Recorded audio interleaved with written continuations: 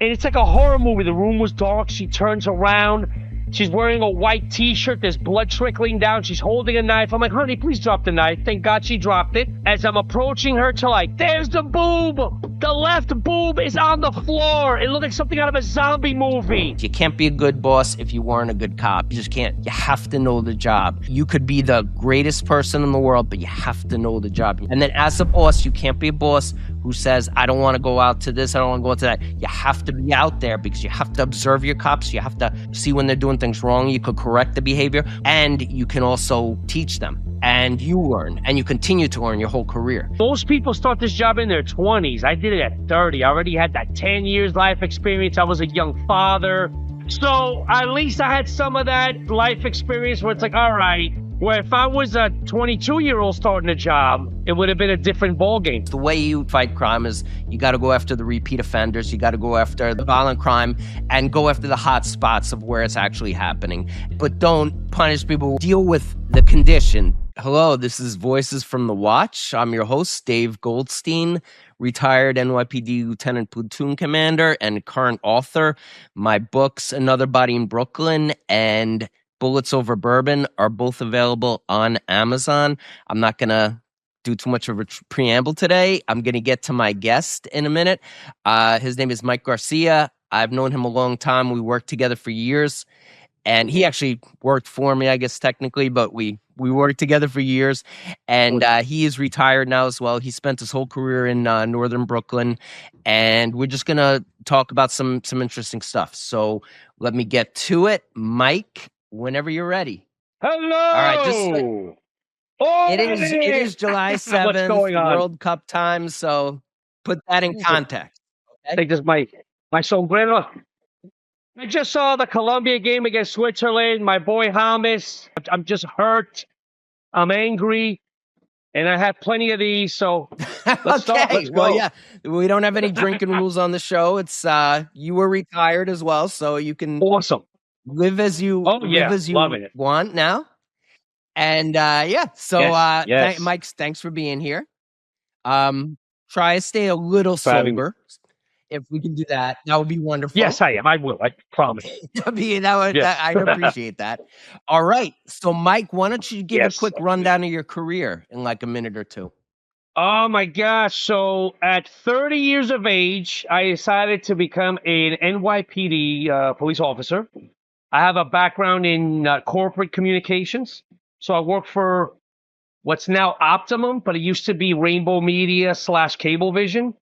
So went to school for that, did that for about almost 7 years, got laid off. But before that, I kind of saw the writing on the wall. And a friend of mine, a buddy of mine, a retired cop, been retired, he's like, put in for, just take the test. I'm like, fine. I did it and I passed. But the funny thing is, when I got called, I'm like, nah, I'm not ready yet. So then I got laid off, and then I'm like, all right, I'm ready yet. And I was the first of the 25-100 class. You remember that? In 06?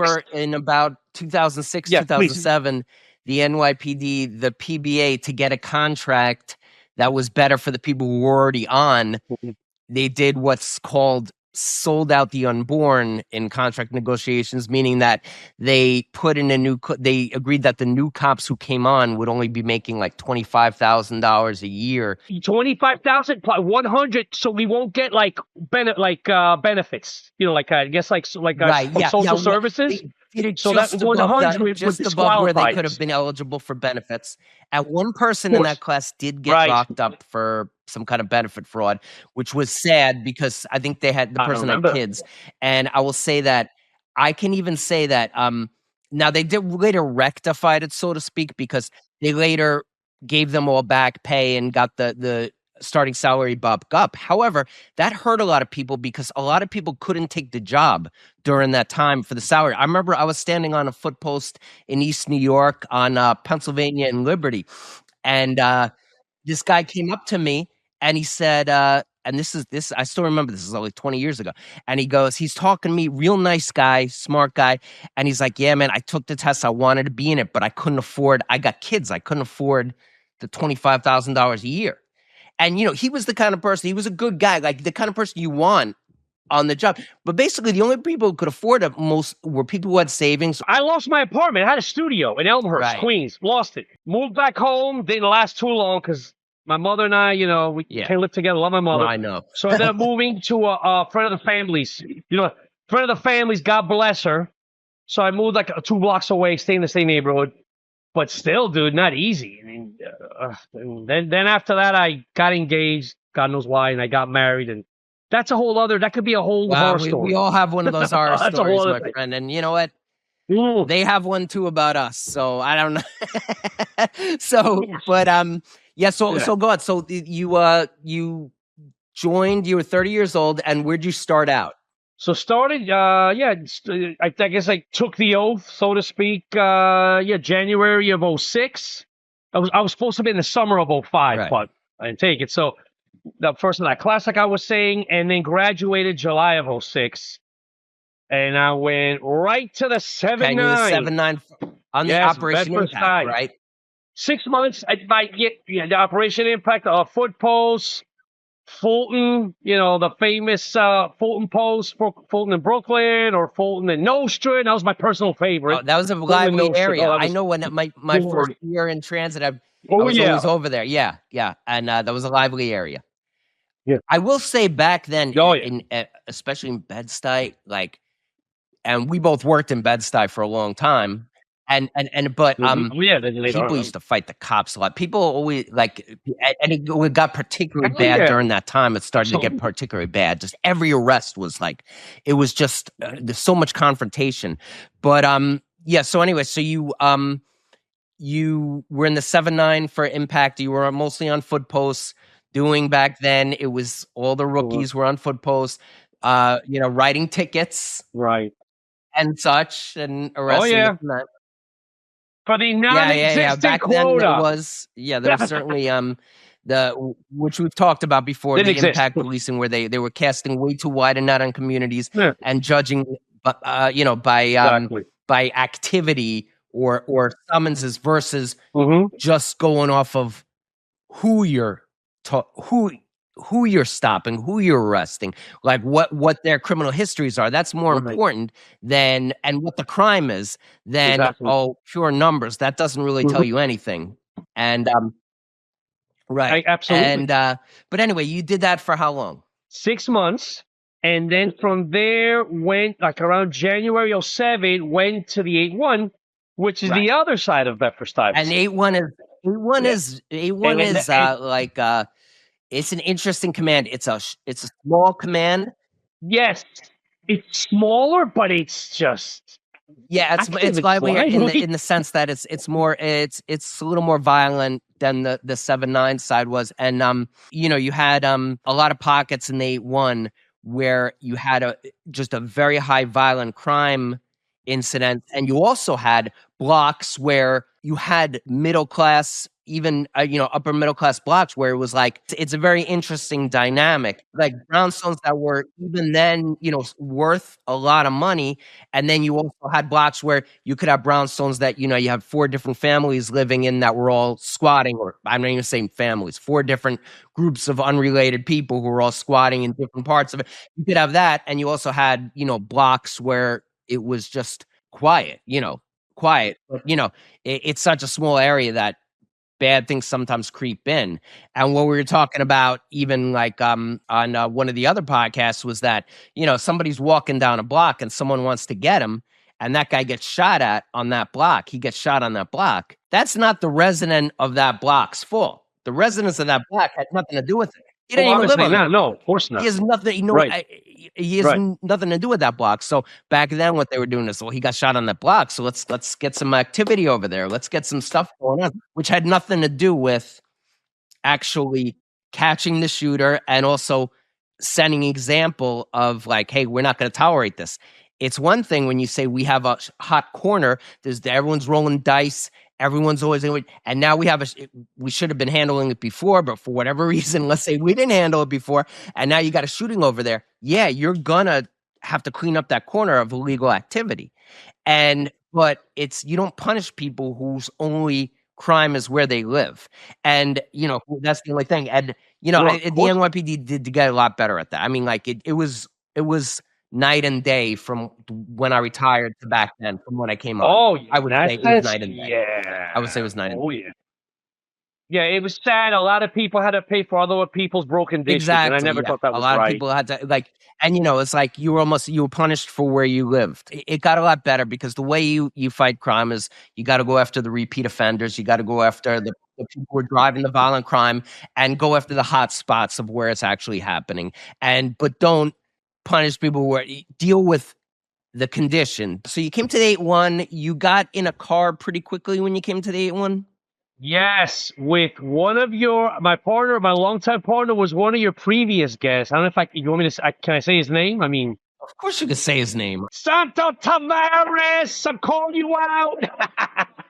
Oh, yeah. Oh, no. Oh, he was great. Took me in right away, showed me the ropes. Amazing. He was like, we're the same age, but he was like a big brother. Because he had in a more sense where he'd been on the job-wise, a he had while time by on. that point. Yeah. Yeah, so he kind of told me the ways. I was his Padawan. It was like I was looking for the Jedi Master, and I was the Padawan. And no, I learned a lot with him. Oh, it was great. Has a really good eye. It was great. Always had a really good eye. And Santos also he's a smart guy. Like he's I know like me and him sometimes talk about he's a critical thinker. Like, and he's willing to like look at himself and be like, I didn't think of it that way. You're right. And that's an important thing to just be able to think critically. You don't necessarily fall into the whole mind meld that everyone wants you to be in. Yeah. So you're in 8-1 for how many years before you went to prisoner transport? Oh my God, how long was I there for? I know. Wait, so let's see. Do the math. 2007, I got there, and I left 2012. Okay, 5 years. Okay, it's 8 years. So 7, 8. I did the math already. Yeah, it's 5 years. Oh shit, well, that was more than that. So I was there for, I guess, the 5 years, and I got a gig with the prisoner transports in Bushwick, over there in Bushwick by the right, A3, and the close to A3 the A3. and the A1 where we were at, where I still was. We shared we were neighbor each other. Yeah, so I did that for we shared a precinct frequency, right, and shared a border, Broadway. Now, but you came out of there, but you did the transports for prisoner transports for all of Brooklyn North. So I still did a transport for you for 8-1, 7-7, 7-9, and 8-3. But then occasionally we go to the 7-5, 7-3, 9-0, or even 9-4. And 9-4 is not going to have as many prisoner transports. 9-0 and 9-4, but like right. But so you were dealing with the Brooklyn North, and this is the thing. You know how I am. I don't think police officers should work administrative jobs. I think police officers should be out on the streets solving crimes, doing things like that. But that is not an inside job. You're transporting, because prisoner transports and NYPD, a lot of departments don't understand this, but because it's different. Because I worked in 3 cities now as a cop, and I can tell you that New York is it's the only place where we can have 24 people in our holding cells, in our precinct holding cells. When we come in for a midnight shift, we can't get them all out. I mean, it's going to be, but so when we send them down, our cop, when I was a cop, I had to do it. And then when I was a supervisor, I had to send cops down to do it. And we could transport up to 8 people in a van at a time. And they weren't special prisoner transport vans that we had in the precincts. They were like Ford Econon, basically vans. Right. It was just, and it was almost like musical chair, and there's not even musical chair. It was a puzzle getting them all in because they're all on a daisy chain, so they're all handcuffed to each other. And so you walk out with them, and you have to have one guy duck under the chain so that he could get in the back, and another guy, and another guy has to. And nobody ever wants to go all the way to the back and make life easy. Everybody wants to go to the front. It's like children. No, you gotta go back. No, I'm not going. And then we also have like I guess sick or injured. So that's a whole other thing. Like, or they become what's called the walkthroughs. Right. I used to love those. So the thing is that if everybody's on board and they're not being a baby and they want to see the judge, because there's a good chance they're going to get out once they see the judge, either on bail or recognizance. So their goal should be to see the judge as soon as they can. But there's some people who just want to be difficult. And so they say, I have to go to the hospital for this or that. Something that didn't stop them from beating their wife or running and violently fighting the cops or kicking the cell bars for the last 8 hours, but that now is Oh, such an the emergency worst. that they have to go to the Oh, hospital. the worst. Now, I'm not saying emergencies don't happen because they do, Yeah, but some people play the game and of course, they go bud. back to the hospital. They come back. The hospital says basically there's nothing wrong with you. They come back to the precinct. Then hospital, it's a game The back and game. forth. You have to send a police officer with EMS to the hospital. You obviously always have, anytime you're sending a Oh, person to yeah. the hospital, it doesn't happen that very often, but you do run the risk of escape, even though it doesn't happen very often. And you're always and you're losing a police officer, and then you're losing multiple police officers when you got to go get him from the hospital. And then what Mike was saying, a walkthrough, is when they have to go, when they have to be escorted the whole booking process at central booking, and you have to wait with them and walk them into court until they're arraigned by the judge. Then if the judge lets them go, he's gone. But then if the judge remands them, then you turn them over to corrections. But that could take hours, even a day or two. Hell. Because or my favorite was when they're like, yeah, your relief, they ain't coming. Or we're still waiting for your relief, and you're stuck with this woman. They're yelling, screaming, crying. That you got the cops from Central Booking, and they're giving you crap. Well, yeah, talk to your prisoner. It's like, yeah, I'm sorry, I didn't tell them to act like this. I wish they weren't. Right, exactly. But the one good thing about the transport gig, they didn't want us getting too much overtime waiting for waiting for relief, that they were on point, the precincts of, let's say, said prisoner. So let's say I had a prisoner from the 8-1. 8-1 was send I the would have relief left you quick. there all day, Mike. I would have said, you would have called me, Mike. Thanks. I would have said, Yeah. you know what, you wanted to go to treatment Because transport, this is what you're doing, Mike. I can't send anyone. Right. Thanks. At least you're honest. I was like, hey, whatever. I'm making more money. Hopefully they don't act up too much. But the bosses would fight. So that was, again, above my pay grade. So that was them. So they would be vicious arguments with over there by the 8-3 and whatever precinct. Oh, it was crazy. By the borough and whoever. So then that got solved quick. And the thing was, the program was supposed to have extended citywide, which would have been great, but due to politics, which I'll leave it at that, a certain regime moved in, and they did away with us. You could be running 3 or 4 sector cars for a busy precinct at that time. And we relieved a patrol. Yeah. We were great. The prisoners are supposed to see the judge within 24 hours. Now, be arraigned within 24 hours. Now, back until about the mid-2010s, that did not happen as much as it should have. And people, I think someone died because of that, right? If I'm not mistaken. There was some crazy lawsuit. It was something like that. Yeah. But that's why they stopped this program, and then I was drafted in. But what me and Mike were talking about, you're going to have people who are going back and forth to the hospital, and they're going to be in for over 24 hours due to their own fault, or who are admitted to the hospital, whatever, which is unavoidable. And then also people who are just playing a game. So you're going to have that. But a healthy prisoner, 24 hours, they got to be arraigned. And they started to, so you have to take resources from patrol, and you might not have enough. And so you might be getting swamped with calls, but you have to. So you as a boss, the heat was on you, because I know you're getting yelled at. Well, why wasn't this corner, this post called? Why? Well, because you got to send them on a transport. See, that's where I would come in. Yeah. And alleviate you guys. It was a lot. It was a great. That's one of those things that I was like, sometimes this department gets something right, and I'm so happy. We're so happy about it. But then, of course, they did away with it. Then 4 years later, so 2016, they cut us short, and then they sent me to the 7-5 to East New York, and so you went to the 7-5, and which is where you ended your career in the 7-5. No, did not end it there. That was what caused the end of my career. So God bless you, 7-5. No, I ended it in Manhattan. Okay. I ended it in Manhattan, but that's why I got injured like 3 times. I got the back injury, and I had to get surgery. Right. The 7-5 was no joke. East New York. No, it's no joke. Oh no, it was like wrestling matches. It was like it was the Royal Rumble. It was wrestling match, and I was in a pileup. That's when I first started. I was in a pileup.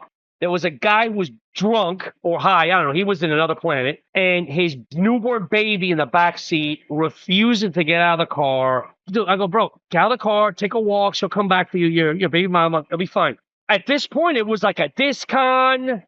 Disorderly conduct. I think he threw punches at me. Oh, so it was now assaulted. But it was now you're like he's raising up. Yeah. And he just all He's he does walk out the car and then would have end of it. Small into a big thing.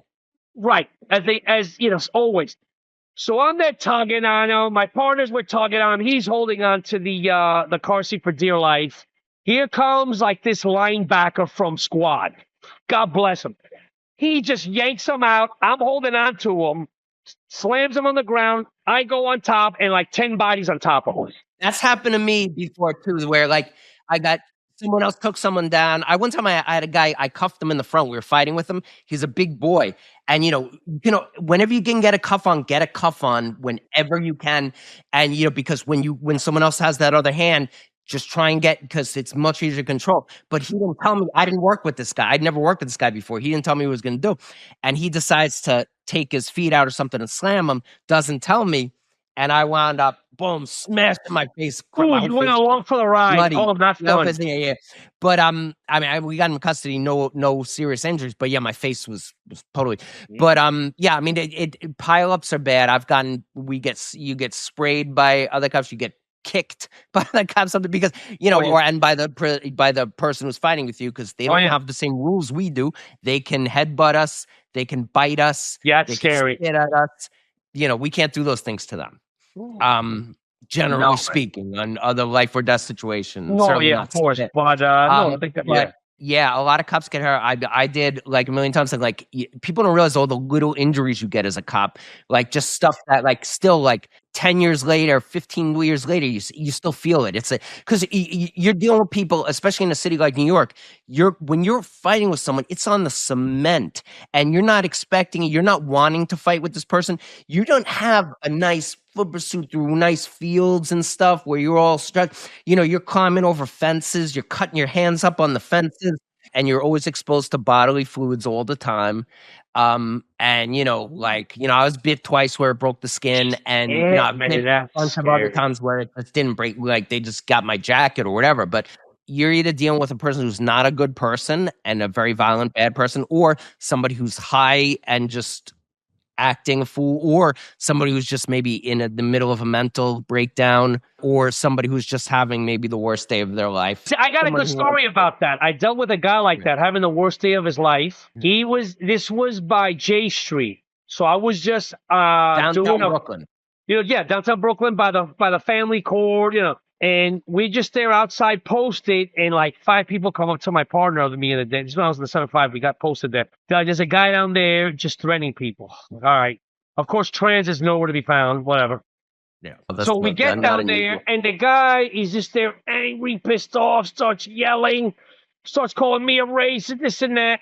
And he's got a Pablo Escobar shirt on. I'm Colombian. I go, oh, so I'm a racist. Let's play your game. Take off the shirt. What do you mean? I go, no. You call me a racist. You're wearing a Pablo Escobar shirt. Freaking guy killed thousands of people in Colombia. That offends me. Take off the shirt. And I go, bro, we're playing the same game, right? All of a sudden, started going down. Then he starts telling us, no, I had my wife's taking custody of my daughter, blah, blah. Dude, but this is the most important part of the story. It was great. Now we're communicating. The guy's not angry anymore. We're even laughing. Now transit comes with freaking tasers. I'm like, get the fuck out of here, dude. We got a nice thing going, right? Then there's people with the camera phones, with set taping, all angry because we didn't shoot them or tase them or fight them. Now we're talking. They're like, it's like they want to see the negativity. They wanted something to happen. Yeah, it was messed up. And we ended up hugging at the end. He went his way. It was beautiful. But yeah, it was terrible. Yeah. They love the negative. And it's like, I go, bro, I go, dude, you saw that. Why don't they tape this interaction of peace and tranquility and love, so to speak? He's like, you're right, officer. I'm like, yeah. I go, see, we're always vilified, but it's not about that. Like, what people do. Yeah, so, yeah, that was like, wow, that really opened my eyes when that happened. It was very interesting. at the end of the day, it doesn't really matter if the guy's screaming and cursing at you as long as they do what you tell him. So if he puts his hands behind his back when he's supposed to, it really doesn't matter that he's saying you cops should all die, blah, blah, blah, blah, blah. Words don't hurt me. As a cop, you can't let words hurt you. It's as long as they're cooperating. It's when they're not cooperating that it's the problem. When they're not cooperating, that becomes a problem. Right. Exactly. Right. Yeah. If they're just cursing you out and jaw jacking I mean, that's you, normal. right. Yeah, you gotta have thick skin. Yeah. There was some video of some kid they were just making fun of him and they were just roasting him. And he was like tearing. It's like, bro, no. You can't, you're letting him win. Yeah, recently I saw some video online. I wanted to cry. I felt bad for this kid, but it's like, bro, you gotta have thicker skin. You can give it back. No one's saying not to give it back a little. You don't have to use profanity, but you can throw a little bit back. I used to love throwing shit back, my little jabs. I'm not gonna take shit. Like there was a guy in Central Booking once just bothering my partner. There was a girl bothering my partner. He was a heavy-set kid with a red shirt. And I'm like, hey. Because he looked like Fat Albert. Dude, even his cellmates were laughing. That was the end of that fight. Fuck him. It's like, you're going to make fun of her. Well, get ready to be made fun of. You're dressed like Fat Albert. And I'm going to call you out on it. That's it. So it's like, if you're going to roast somebody, expecting the return. Yeah. I mean, but and at the end of the day, you do have a thick skin, but as long as they do what you tell them. Will you say some of your 8-1, like I said, 8-1, pretty has had a lot of violence, had some bad housing projects, plus some buildings that were really that were really had a lot of trouble in there. Oh yeah. And but it was a small precinct. It was I loved it. But I have great memories. What was that? I had great memories. I can't lie. I mean, even when I was put through the ring or the shitter because I pissed off a boss. I'll tell you in private who it was. I don't want to say it for what. But he would just. I think you were working for me at the time, actually. No, right before you. It might have been right before you. All right. And this guy any chance he got, like he would put me on I'll just say Chauncey and Howard by myself. I handled it, but like I have that in the book. I have that in the post in the book. Chauncey, that's I don't know how it is now, but back then it was no joke. That corner, that was bad. And there was a lot of shootings over there, and like always shootings there. They would put a solo. I remember one time they were mad. The solo midnight guy. I think he got caught between two groups shooting at each other. They're mad. What are you gonna do? It's two people shooting at each other. Listen, I'm the first one. I hear gunshots, I'm running into the building. We hear gunshots, we're running into the building. We hear gunshots, we're running down the street. But if 3 a.m, 2 separate groups of bad people are shooting at each other, and you're in the middle of it, the only thing you could really do is get down, because either way you shoot, you might shoot someone in their house, you might shoot someone in, maybe, for all you know, it's one of those undercover cops shooting at, you don't really know. Yeah, so it's that kind of a situation is just not a great situation to be in, and you got to be smart. I had a situation where FBI agent was in that situation. You couldn't have done anything. I was like, there's nothing they could have, and they weren't, so yeah, Chauncey and Howard were busy, and we always used to have a fixed post there, and people didn't like it because it was, people would jaw jack you, and it was a lot of stuff would happen there, and they used it a lot of times as a punishment post for people. I was always there. I made the best of it. I was friends with the guys in the bodega. I loved it. Drank my coffee. No, I made it work for me. People don't like that. The department doesn't like free thinkers. They, you know what I mean? Like, that's what kept me alive and sane on this job. My madness, as you can see behind me, it's a bunch of action figures, horror shit. I love it, Megan. This is what kept me going. This craziness. Because if it wasn't for that, I would have snapped. But not letting that get to me, thinking about this crazy shit, like that helped me. I swear to God, crazy. I know it definitely constantly tested, and your shit tested. Yeah, you don't want to be too silly out in the street because no. But you got to be firm. I would say, listen, don't take my kindness for weakness. Like I'm nice to you, don't test me. Don't cross the line. Don't disrespect me, and we're good.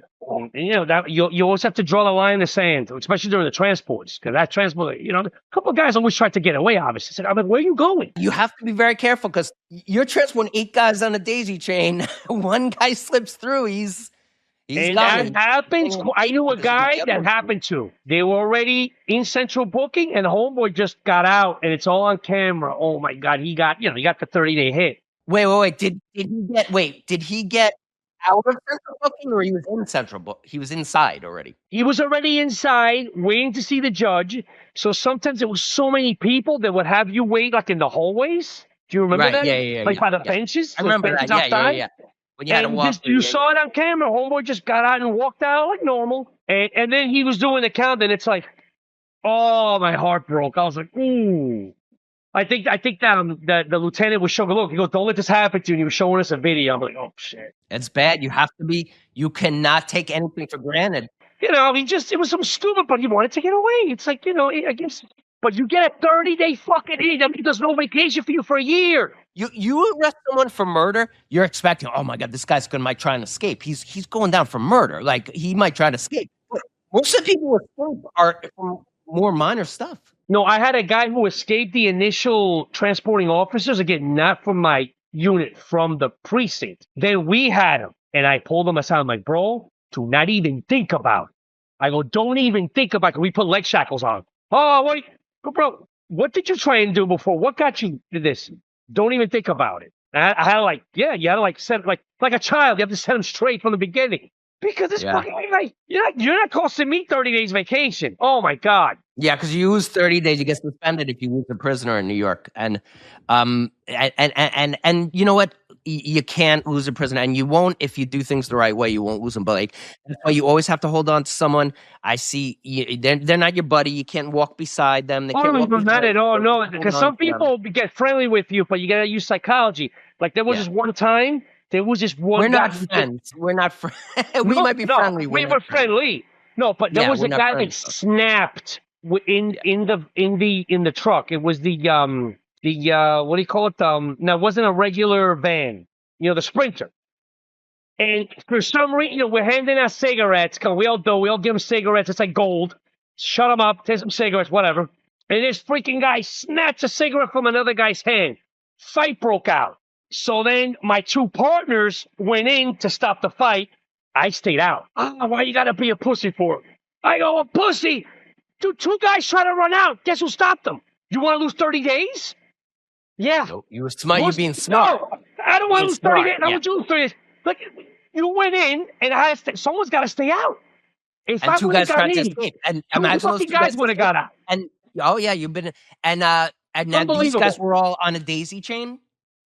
That's just it. No, the 2 guys that tried to run out were cuffed together. Oh, we might have a daisy chain. Yes, together. Yeah, we used to do that kind of stuff too. It's just people don't understand. Other departments don't do this on a regular basis, where they're transporting 8 people at a time, and one of the daisy chain links is stuck, so you can't use it. So you just got to rear handcuff this guy, or you got to get another handcuff and hook him to the date. There's all these different things you do that is like, and then it's almost consent of the governed, because when you get 8 people and you bring into the bookings, usually nothing bad happens. And it's because most of them want to just be done with the process like a normal person would. And so it's like, you need them to cooperate. If everyone's not cooperating, you can't do it. And we would give them cigarettes all the time, even up till I retired in 2020, even in the cells, I would give people cigarettes. Me too. Oh, I used to buy cigarettes. I used to actually buy cigarettes. Yeah, because listen, if it makes my life easier, here's some cigarettes. What are some of the craziest calls you went on, you think, or the ones you're most proud of in the one? Most proud of? Well, I don't know. The missing kids, whenever I would find the missing kid, that was always fun. That was always good fun because, the kid's missing. Let me guess who's a friend, who's a boyfriend, who's a girlfriend. Sure enough, there they are. Thank God. I like all the missing kid stuff because, you bring them back home. Those are fun. I guess helping the elderly also. Like, I've got calls for that. Like, there was one I went with my ex-partner, like Tavares, where there was a girl who was on meds, and she was normally on meds, didn't take her meds, and in her bewildered state, she hacked off her left boob. And I go in the room with, I don't know who my partner was, but I end up going in the room first. And it's like a horror movie. The room was dark. She turns around. She's wearing a white T-shirt. There's blood trickling down. She's holding a knife. I'm like, honey, please drop the knife. Thank God she dropped it. As I'm approaching her to you all right? There's the boob. The left boob is on the floor. It looked like something out of a zombie movie. I start screaming to EMTs, get me bags of ice now to save the boob, to save her. She's bleeding out. She's dead. She's bleeding out. No, she lived, but they couldn't reattach the boob. That was nuts. That was nuts. But thank God she lived, though. So thank God. That's scary. Horrible. That was a horrible. What do you think they did with it? No, they put it in bags of ice. The EMTs, they got ice and they got like garbage bags. Because she, in her mind, she thought she had breast cancer. So the boob never got put back on her. So it was too late. They couldn't. But she lived, thank God.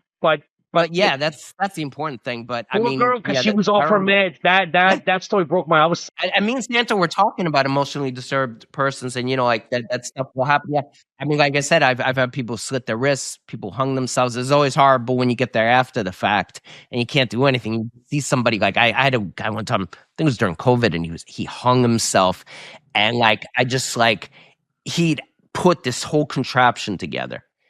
This is during COVID, and he put this whole contraption together, and because I remember thinking maybe it was loneliness, but it had to have taken him a while to do it because he did something where he knew he was gonna. That's bad. Whereas you see sometimes people hanging in a closet, and you're like, I wonder how they knew that bar would hold, or or whatever, or something or from a doorknob or whatever, But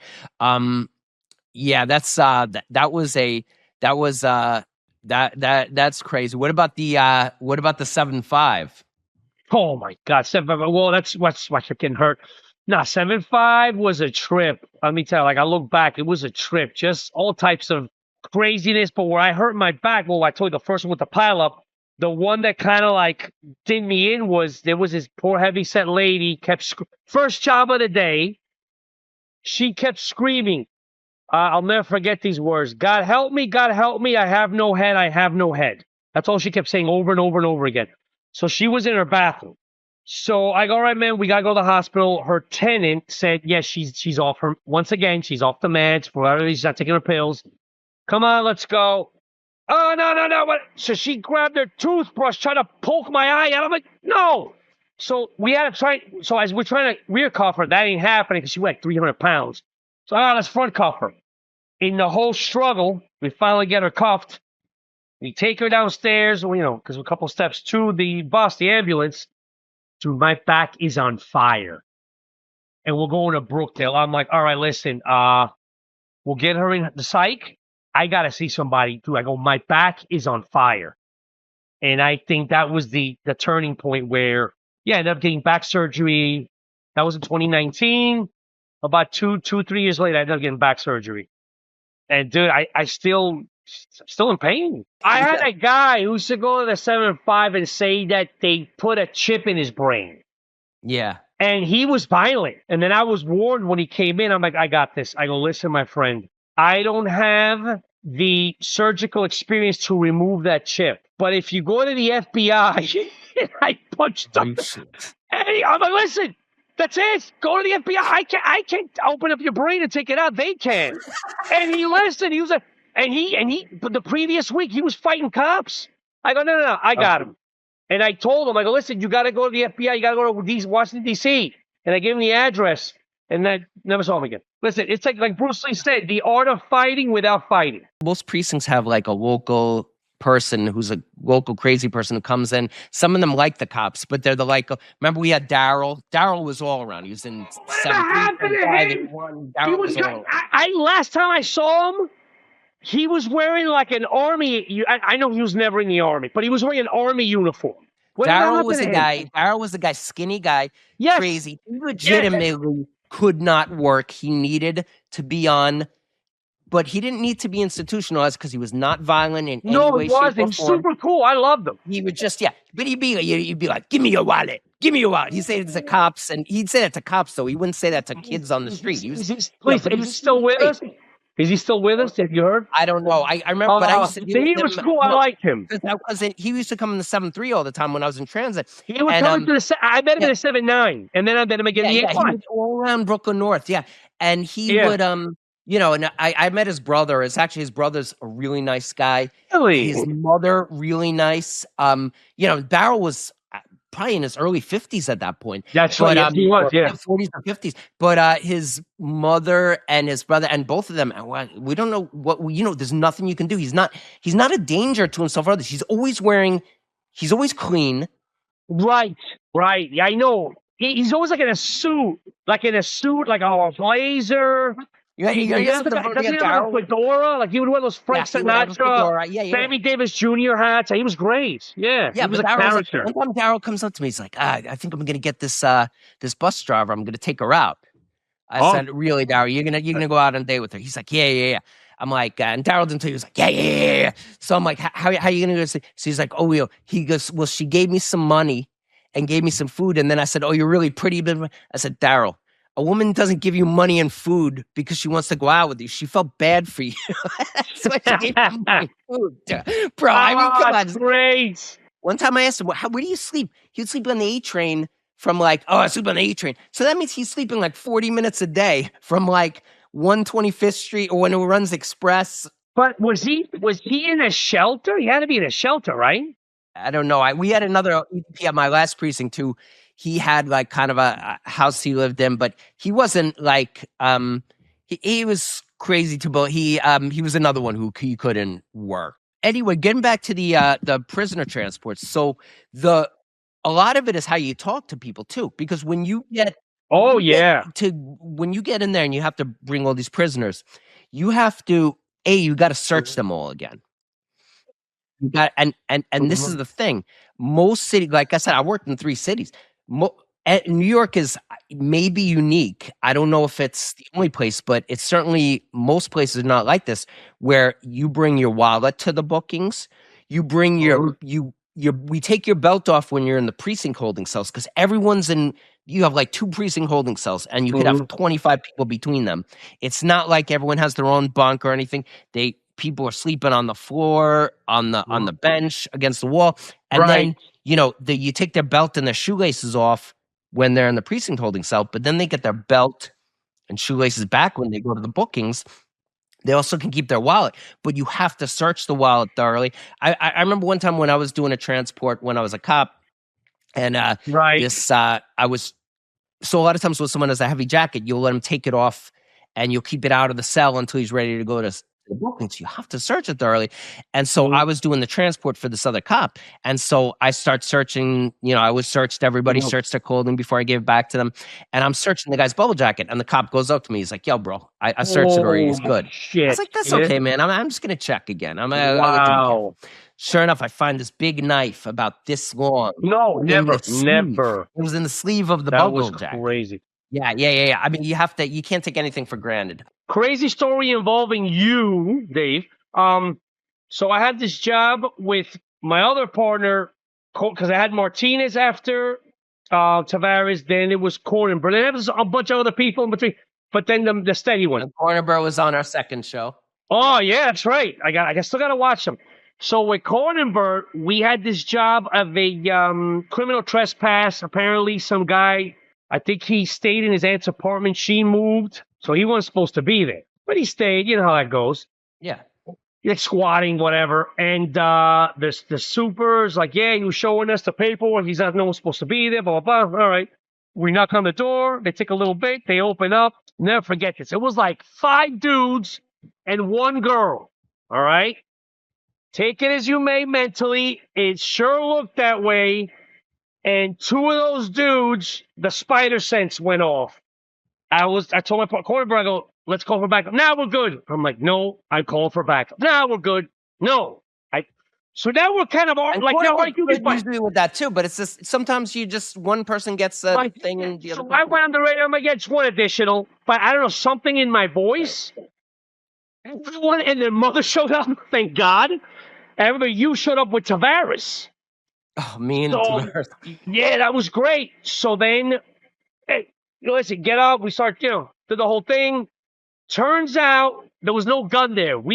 Listen, there had to be a gun there at one point. Maybe these guys got rid of it. It was very, very, they were acting sus. Something was weird. Because I think I took the arrest. That the main one, the one I really had a bad feeling about, that freaking dude, I think just got out of jail. When he took his sweater off in the book, a guy was at a jailhouse, like jacked, all tatted up. And then the girl told us that she met, I don't know about him, but one of the other guys at the Port Authority, that she was from, I think, some other state, and that he was pimping her out, and they were about to run a train on her. So it was some human trafficking It shit. was trafficking. Yeah. So I that's don't another remember one this that felt call, great to stop. Yes. there's so many like calls over the years. Like I don't remember it, but yeah, we've had so many of those where we arrested someone for something, or we or like you got a bad feeling, and you said, okay, like I don't know, like if he had been there over 30 days legally at any point, then he would have established residency. But you got to look at other things too, and but I think probably at that point he hadn't been, and he just didn't have any residency because there's no such thing as squatters' rights. What it is that if Mike says I can stay on his couch and I stay on his couch for 31 days, I've established residency. Mike can't kick me out even though I never paid him rent. He has to legally evict me. It doesn't matter if I'm paying bills, nothing. Same if Mike rents me out a room and I stay in that room for 31 days, even though I never paid him rent, never paid him lease, I've established residency. However, I can't establish residency by breaking in a house and staying there for 31 days. Doesn't work like that. Doesn't work. Right. He had no mail there either. The guy was a mess. Like, dude, stop. Yeah. So if you can prove he's lying about that stuff, then yeah. I mean, too many cops give up too quickly, and I've had other ones like that, like not the one you're mentioning, but other ones like that where we did see a trafficking thing where we looked into it, and it was I'm saying, all right, well, yeah, he says he has a lease. He's saying he's been here 30, 35 days, whatever. And okay, so he says he's been through 35 days. Let's talk to the neighbors, see what they say. Yeah, they broke in last week at like 2 a.m. or, and then you see the locks are on the floor and they changed all the locks. And then he's like, all right. And then he's saying, oh yeah, well, we just moved in yesterday. So you were paying for this place for 2 months not to live here? No, that doesn't, you got to do investigation is what I'm saying. You separate the parties, and then the owner or the whoever's in charge of the house, whoever's, the guardian of the house per se, might say, look, yeah, listen, I was here last week and the keys worked in the lock and everything was good and I was able to get in. Then I come back today and the locks are changed and they say they've been here for 2 months. Well, clearly that's not the case, as that's why you got to do investigation. And I've had numerous times where we found guns and human trafficking in those situations, though sometimes it's just a trespass, but you can't do that. You can't break in a house and say you live there, even if you have some fake paperwork. You actually have to stay there. But like I said, if so to technically squatters' rights is not that. It's more like tenant rights. Exactly. Yeah. That's why it's so important to do investigations.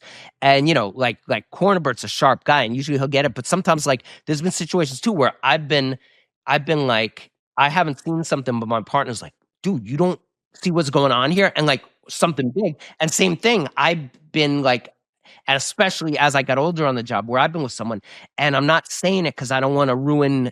I don't want them to all know we know yet. And then the person's like, Lieutenant, why are you acting like this? And I'm like, idiot, they're doing this or doing that. And it's like, but it's like that always happens where sometimes you're seeing something that somebody else doesn't, or you get a feeling that someone else doesn't, or someone else feels, I think we can handle it ourselves. But sometimes there have been times I wished I'd have called for backup. Right. No, and I'm not saying he was wrong, but it's he's got that whole, military mentality. He doesn't want to call for backup unless and I'm like that too. But at the same time, it's like I would, as my career on, I'm like, look, if I think it's gonna come to it, just have an additional unit roll up, just have people. You might as well take advantage of it. Your precinct, you do usually have people. There were times though when we were so short staffed in 8-1. I remember me and Garris one time, we were basically not. I want to say chasing, but a vehicle done a shooting around, like on the 8-1 side of Broadway. and it was verified shooting, shots fired. I don't think they hit anyone because otherwise we would have had to stop. Obviously, but anyway, and we kept having people. They turned over there. They turned over there. We were putting it out, and there was nobody to come. And we were there for like 20 minutes. I think like 20 minutes. And there have been times I've been gone to serious calls with burglars where we caught the people at 2 a.m. where like everybody was legit tied up on things. But generally speaking, if something happens, no matter what it is, unless you have a prison or something like that, if you have a prisoner that sells, you leave, you secure him, and then you go and you run out on the call. If you there's none of this, I'm processing an arrest. Someone calls for help, you go out and help them. That's why you should always be ready. You should always be ready. I learned that from my first training officer in South Central LA. You will always be ready. You're processing an arrest. You just need to put your gun away in a locker. But we get a call for someone's in a foot pursuit, something like that. You're going to grab your gun real quick and you're going to run to that call. You're going to get to that call because you can. You always do. And that's why I never liked what we call the house mice, the inside people, because the house mouse, they'd be watching us all go when we didn't have anybody working and, it wasn't even safe, but when you always take advantage because the NYPD does have, you could have other precincts sometimes will come, obviously that'll happen. We've all been in situations in transit, especially, but even in, like I said, the A1 in the 113, you'll be in situations where backup is for whatever reason because everybody's on something serious or whatever. But in a city like New York, you should have backup. It's not like you're working in, it could be a couple minutes. It could be, depending on it could even be 10 minutes, but usually it's not. But there are places in the rural areas where it could be 30, 40 minutes away, your backup. And, so it's a lot different, but the situation is quite possibly over by then, by the time your backup's going to get there. But it is important when you get that feeling because it's better to have the people already rolling to you. And then as soon as the situation's contained and everyone's in custody, you put out no further. We don't need anyone else because I don't want someone getting hurt coming to my call after I already resolved the situation. You were a stand-up guy. You did the job. You worked in busy areas your whole career, and you were a good guy and a good cop. But when you talk to your son or whatever, you say, what would you say is like an attribute you had, you think that, besides that, you're a charming guy, you're a funny guy, whatever, but that made you a good police officer and that made your career, you looking back on it, a successful career? Listen, in any job I've ever had, always try to be fair. Right is right, wrong is wrong. Right. And if that, let's say, cost me a gig, which I'm sure it did, so be it. So I was always kind of like, in that sense, like, no, this is like that one boss I told you about, that in the 8-1, that didn't like me, made my life hell. He had an arrest waiting for me, and I wasn't even working in the precinct that day. I was out doing CRV.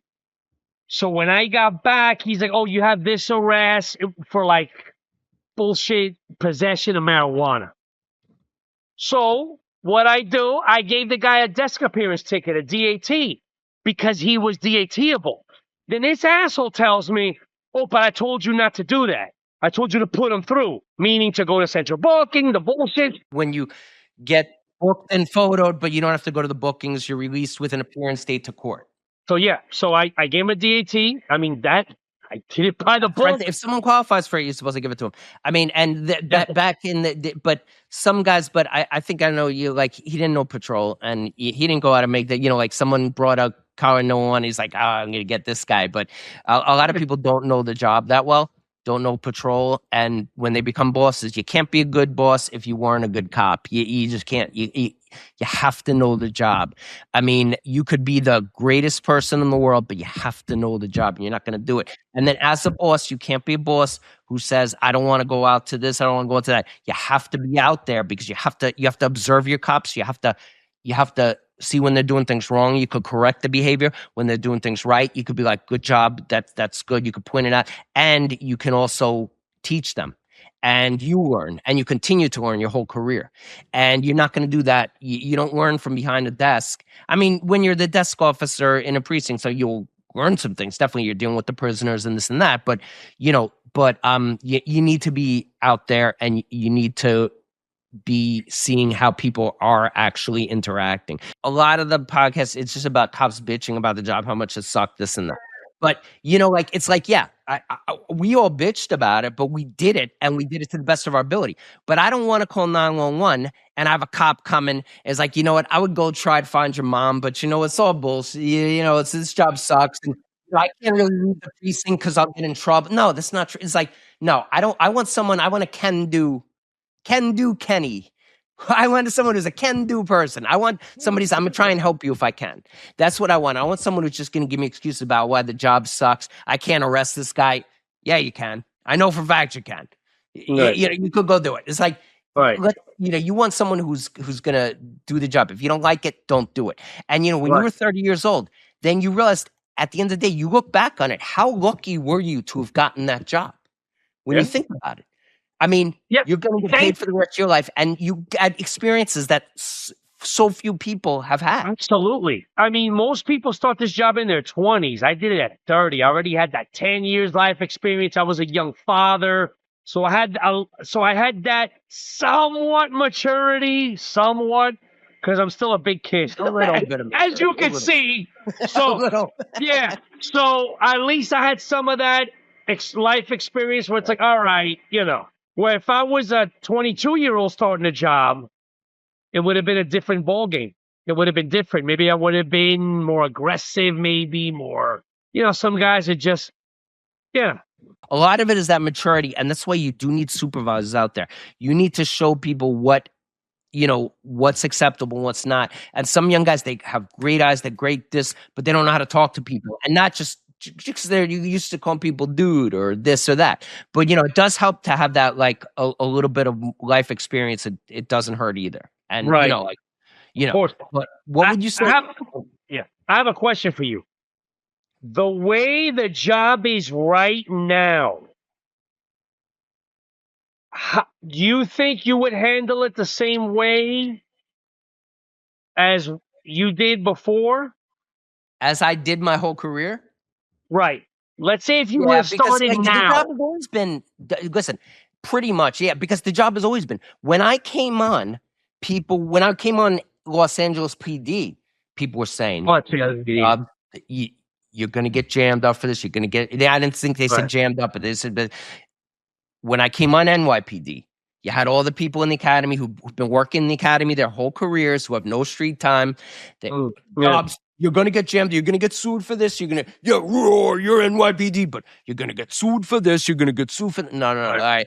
And, but my whole career, everyone was thinking you're going to jam.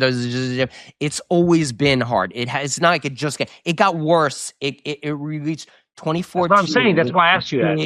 2014 was the year you had Eric Garner, you had Michael Brown, and honestly, like, I think both of those were vastly misunderstood. After Floyd?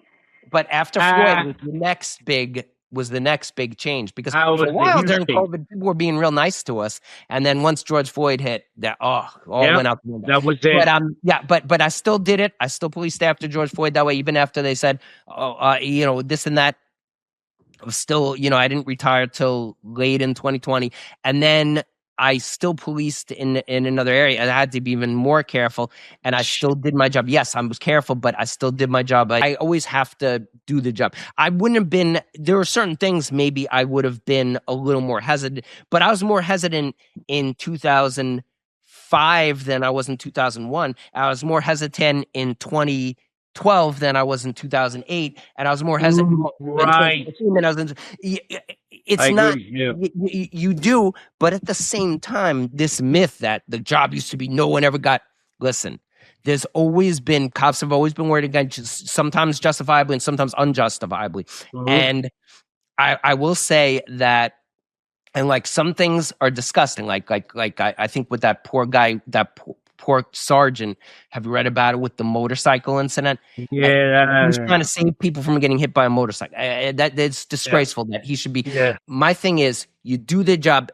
If you're not willing to do the job, like, what does that mean? Like, would you police like you did? Like that guy in there, I heard a woman scream, and the boyfriend's in the house, and I heard a woman scream. You have to get in that house. I don't care what era of policing. If you're policing in 1920 or 2026, Right. you got to get in that house. You got to get in the house quickly and make sure everyone's all right. So there's certain fundamentals, and what is anyone going to say? Someone's beats his wife, you got to make the arrest. Somebody's hiding in a crawl space with a gun, you got to surround him, you got to make the arrest. When people say, well, why one's that? Like, but if you're not willing to do basic police work, and that's basic police work, answering a job to the best of your ability, not knocking on the door, no one's home, and leaving. Right. You think someone might be getting hurt in there. No, that's not doing it to the best of your ability. So doing it to the best of your ability, that doesn't mean that you're going around, you're pulling everyone over, you're doing this and doing that. But what it does mean is that anytime or you see something, look, I see someone in the street running through traffic about to get hit by a car, I have to stop and do something. Everybody thinks, why doesn't anyone do it? Well, the cops is supposed to do something. I see someone speeding, weaving through cars, this and that, and this and that, and that at a dangerous rate. I have to try and stop him. Obviously, it's too dangerous. I'm not going to chase him, but like I gotta try and save people. If you're not willing to do the basics, I say don't do the job. Right, absolutely. Most of the people who get in there and they keep bitching about the job, they didn't do the job well when they were on it. A lot of them were what we call house mice, were inside cops. Oh yeah. A lot of them were people who, even if they weren't, they were people who hated the job their whole career and were bitching about it their whole career. And even if, let's say, you did get screwed by the job and now you hate it, whatever. Look, some people do get screwed by the job, and like not as many as people say, but some people do. I can give you some examples. A couple of examples that are. Well, really, I did, but whatever. but most people don't get screwed that badly by the job. Most people, you're living on your retirement, and now you're going to badmouth it. It's like, okay, what good are you doing? What good are you doing? If I call 911 and my house was broken into, I don't want the cops going by like, do you really want to make a report about this? We're not going to catch you. I want cops who get there quickly, ask questions, they're going to search the house, make sure someone's still not there. I want cops to do their job thoroughly and completely. I don't want people who just, his job sucks. Instead, we would go try and arrest him. I'm telling you, he's down the block. I saw him going to the garage down the block. No, we would arrest him, but we really can't because, the way things are. No, I want the cops to go arrest the guy if they're legal out to do it. That's what I want. I don't want someone who's just going to tell me all the reasons why he can't do anything. And that's why I think it's poisonous because, I've seen it get worse. I've seen it. I've been on the I was on the streets that whole time. I've seen it get worse. I've seen people fight the cops more. Every year I was on the job, people would fight the cops more. More and more, more and more. And I'm not saying that. But I will say that I was still willing to do the job. And you have to be careful and you have to articulate yourself. And there are things you can do. But look, is it possible you're going to get jammed up? Yes. Of course. Not. Absolutely. Some of these guys are just, it's like, dude, you were the same guy who wouldn't do anything 20 years ago. And you were complaining 20 years ago how much the job sucked and how the job was dead. See what I'm saying? Exactly. It's a lot harder now. And people don't like. Oh, it definitely is. People understand that police work does not look good because it's not like in the movies. It looks dirty. Right. I remember Tavares would always say, "This is not a gentleman's job." I never forget. He would always say that from Sergeant Brown. Really? Oh, because me and him were talking about it. Yes. Brown said it first. Tavares told me that. You're right. That was a great. He did credit Sergeant Brown for that. This is not a gentleman's job. And he was right. They were right. You won't mind me saying his name. I love Sergeant Brown. How is Sergeant Brown? Have you heard from him? He's a cool freaking dude. He said he was going to be on the show. I haven't heard from him. I owe you a beer. I owe him a beer. You owe him a beer? Okay, I owe him a beer. So I love to see him still get him that beer. Yes. Text me back. I'll tell him. Sure. But he did say that. He said this is not a job, and it's so true. And what he meant by that is that at the end of the day, it is a job where I can look all spiff and I can have the most beautiful uniform and I can have beautiful shoes and I could be a big, strong dude. But at the end of the day, someone tells you I'm not getting arrested. Yeah. They have to get arrested. Oh, And yeah. and you have to do it reasonably, but they got to get arrested. Someone tells you, "I'm not leaving," when you know they're Yeah. blocked and said they're coming into a crime scene, and you say, "Sir, Right. you're entering crimes." At the end of the day, someone's trying to escape. Your guys are trying to escape from jail. Yeah. You gotta put your hands on people a lot of times, That ain't and it happening. doesn't look pretty. And that's what he meant by it. That's what Sean meant by it. He meant like it's not a gentleman's job. It's like they could, and I think he said it more context. He said something like, they try to make this job, like where like a bunch of like, because sometimes detectives will say that the squad guys like, hey, they treat you like a gentleman there in the squad, it's like that. But Yeah. like, can't forget that at the end of the day, someone needs to put handcuffs on the person, and the person doesn't want to go. It's If they won't go, it's going to be a fight, and you have to recognize that, and you also have to recognize that you're going to do things that are you have to do things. You're going to have to trudge through bed bugs, like disgusting apartments and this and that, deal with people. It's like, I might have to search somebody who's disgusting and he has fleas on him. It sucks. It's not a gentleman's job. It's not. I had a lady once come into the 7-5, claimed she was getting sexually assaulted by a demon. Okay. My response, well, previously there were reports written on this. I'm like, boss, I'm not doing it. I'm principal. They made reports on it? Yes. I was like, I cannot do this unless, I'm sorry, I witnessed some sort of, because I'm a big believer in the paranormal and weird shit. I'm sorry, I got to witness this. I just want to clarify anyway, that is not actually a police report that you could make. Right, but we're getting It's back not, to this. but I'm not saying it doesn't happen, but it's not. Did it. They actually did it. And I'm like, there's no way I'm putting my name on this report. So I'm like, no. What report were they taking, though? They weren't taking a sexual assault report. No, it was a 61, a complaint. For what, harassment or something? Yeah, I think it was harassment. And I'm like, but your humor and her should go away. I go, ma'am, I am not an exorcist. Go to your church, speak to a pastor, and handle it. You have to refer them to church because cops are not in the spiritual. Yes, I'm not. I wish I was an exorcist. That'd be freaking awesome. Right? It's possible that someone's house is being. It's possible someone was possessed. I don't know, but that's not a. I'm not laughing at her. No, I believe you're not equipped to investigate that. That would have to be, your local priest would, or he could refer you to sources that could possibly investigate something like that. Exactly. No, so she actually. No, get this. She listened. About a month later, she comes back. She points at me. I don't want to talk to him. I want to speak to somebody else. And I'm like, that's the one from the exorcism. I go, ma'am, how was the exorcism? I'm not talking to you. She would not talk to me. She would refuse to speak to me. Legit, I cared. I'm like, did you go to your pastor? She would not answer my questions.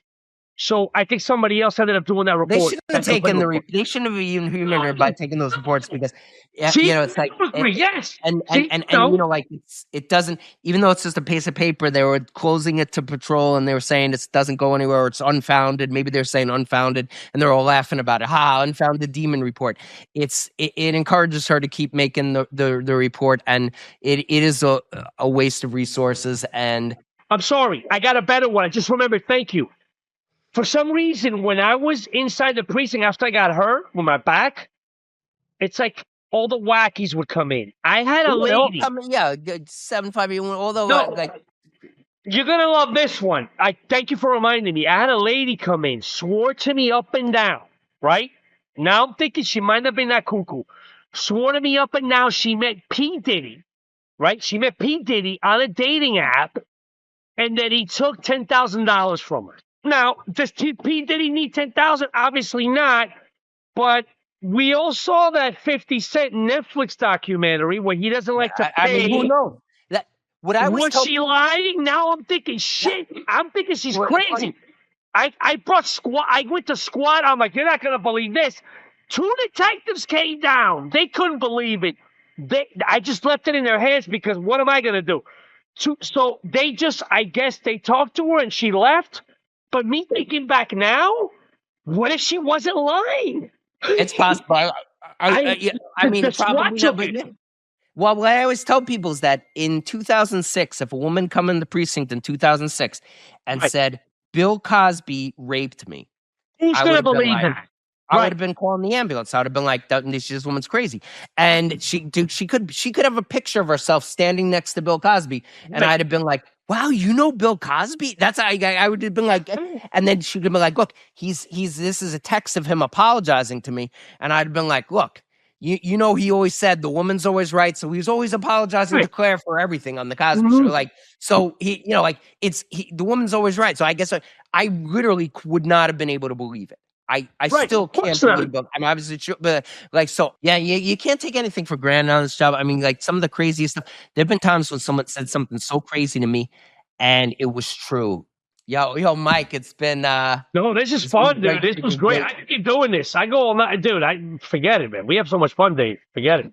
I know. It's you know what, like it's and I think this is good because like you know like the funny thing is as a cop when you're working in busy places you forget 99% of the stuff and then sometimes something will come up and you'll be reminded of something or like I didn't even remember that call you were talking about or this call or like whatever but it's I like know it's you know crazy. No, that one, like yeah.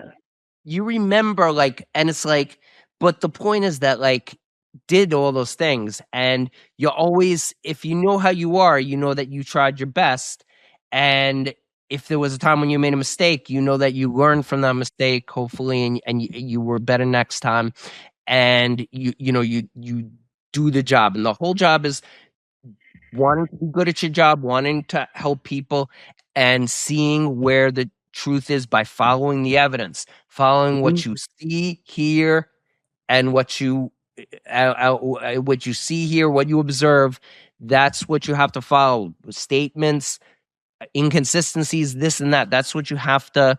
That's what you have to go on. It's different than politics where there's so many gray areas and this and that. You have to really just follow the evidence. And if you do that, you'll probably come to a just conclusion and you probably be able to help people out. And don't ignore your spidey sense, you know? Don't ignore it. Never know spider sense. Never. Right. And sometimes your spidey sense will be taken and you like, there's nothing I could do though right now. I don't have any, you know, and sometimes it'll tell you, you're like, wait, I can ask this, I can do that. And it's like, okay, well, and you wind up saving someone. Yeah. Absolutely. You wind up Absolutely. saving someone who's been, he's been holding his girlfriend in the basement, you know, like, you know, he's been doing this, a kid who's not being fed properly, who's not being treated well. You know, you really have to be curious as a cop. Mhm. You really do. You can't be disinterested in the job, and you can't be too cool for school. You have Right. to. You have to ask questions and engage with people and listen. Exactly. Absolutely. Yeah. But I'm wearing this shirt because again, the hypocrisy with family. Like I don't know if again, I don't know how many COs, commanding officers, said, "Oh, I have an open door policy. We're like a family here." So bullshit, bullshit. No open door. Get out of here. So you know what? This is my FU hypocrisy. All about the family. You know how you show you have an open door policy? You know how you show you don't say that, or people will come into a room. Look, I'm going to be silent at first, and you're not going to see much of me because I'm just observing. You don't have to give away your whole game plan. Just do that. When you don't have to say I have an open door policy. Just go out, go around, and talk to your people. Talk to your people. Go out on the street, talk to your people, see what they're doing. That's how you show you have an open door policy. You be approachable. Don't just say you have an open door. It's silliness, and that's not. But Mike. Yo, thanks for coming on, bro. And it's great. So you want to say something for your son real quick? Yes, follow my son. He's a professional wrestler trained by former now WWE two-time champion Cody Rhodes, badass Billy Gunn, QT Marshall. My son's name, the extraordinary Mike LaTorre. Let's go support my son, the extraordinary Mike LaTorre. He's on Instagram. I think he's on Facebook, but he's on Instagram. Instagram is where you'll find him. He does a lot of indie shows. He does a lot of lucha. That kid, great talent. He's got what they say. He's got the angel. He's got the angel. So God bless. Please follow my son, the extraordinary Mike Latorre, Latorre, Instagram. Thank you. Now, okay, look. Mike has had 12 Shirley Temples today. Oh, no, dude, However, I've had a lot of beers. This is my last one, the pumpkin cider. this is your last Shirley Temple? Oh, my God. Yes, Shirley. There's Wait a a minute. big event coming up. It's going to be in Philadelphia. It's called Rico Fiesta. It's like all these like tacos and like really good like international food, and it's going to be wrestling. So he will be in that Philly shit like in 2 weeks. Okay, awesome. Rico Fiesta, Check Philadelphia. Check Dude, it out. fun. That sounds. Oh yeah. I'm sure it's gonna be awesome. That's gonna be the show. And so until next time, we would say treat each other nicely, stay safe. Once again, this is Voice from the Watch, and the books I've written and detailing a lot of experience. I mean, it's fiction, but a lot of different stuff. Another Body in Brooklyn and Bullets Over Bourbon, both available on Amazon. And my author website is anotherbodyinbrooklyn.com. And thank you so much for your time tonight.